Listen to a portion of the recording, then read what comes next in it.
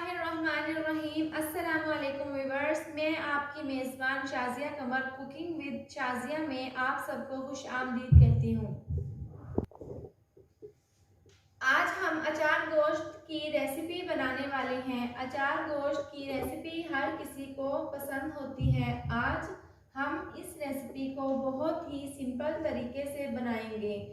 अचार गोश्त बनाने के लिए हमें चाहिए होगा 2 किलो गोश्त, लहसुन अदरक का पेस्ट, प्याज, कुकिंग ऑयल, दही, धनिया पाउडर, अचार गोश्त का मसाला, लाल सुर्ख मिर्च पाउडर, 2 अदद लीमू का रस, गरम मसाला, हल्दी पाउडर, नमक, 4 अदद टमाटर और हरी मिर्च।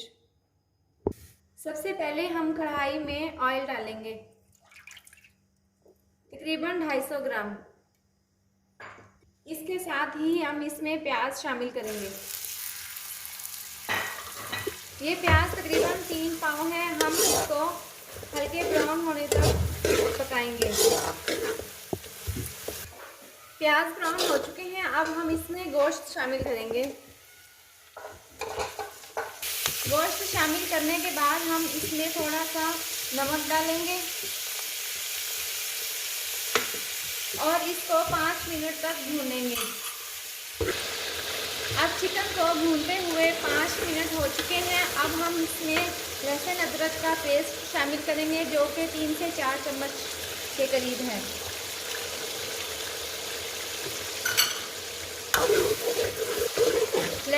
लहसुन अदरक डालने के बाद हमने इसको 2 मिनट तक भूना और अब हम इसमें ये 4 अदद टमाटर काट कर इसमें शामिल करेंगे।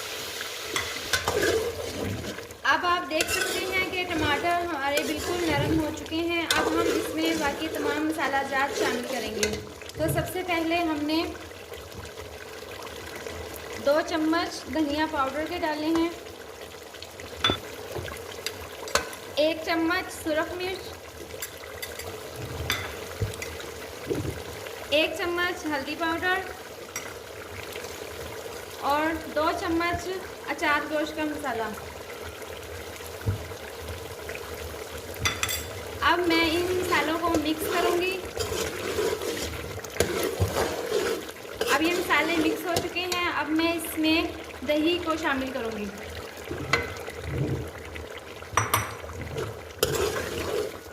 दही डालने के बाद मैंने इसमें चम्मच हिला दिया है और अब इसको मैं ढककर 10 मिनट के लिए हल्की आंच पर पकाऊंगी। इसको तकरीबन पकते हुए 5 मिनट हो चुके हैं। अब 5 अदद हरी मिर्च, जो कि मैंने दरमियान से कट लगा कर रख दिया था, अब मैंने उनमें मसाला भर दिया है। अब मैं इसमें शामिल करूंगी। इस तरह से हरी मिर्च डालने से अचार गोश्त के सालन में बहुत अच्छी खुशबू आती है। अब मैं इसको मज़ीद 5 मिनट तक दम पे रखूँगी और फिर हमारी ये रेसिपी तैयार हो जाएगी।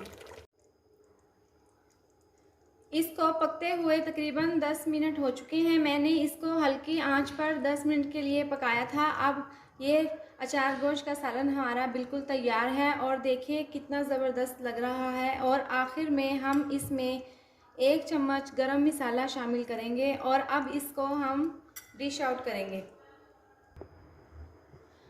अब हमने इसको डिश आउट कर दिया है और गार्निश भी इसकी हो गई है। अब आप देख सकते हैं कि इसकी लुक कितनी ज़बरदस्त है और ये खाने में बहुत ही मज़ेदार है। आप अपने घर में इस रेसिपी को ज़रूर ट्राई करें। और अब हम इसको दस्तरखान पर ले जा रहे हैं क्योंकि हमारे घर वाले सब खाने के लिए बेताब हो रहे हैं। अगर आपको मेरी ये वीडियो पसंद आई हो तो इसको लाइक करें, चैनल को सब्सक्राइब करें और नीचे दिए गए बेल आइकन को दबाएं ताकि मेरी आने वाली नई वीडियोस का नोटिफिकेशन आपको मिलता रहे।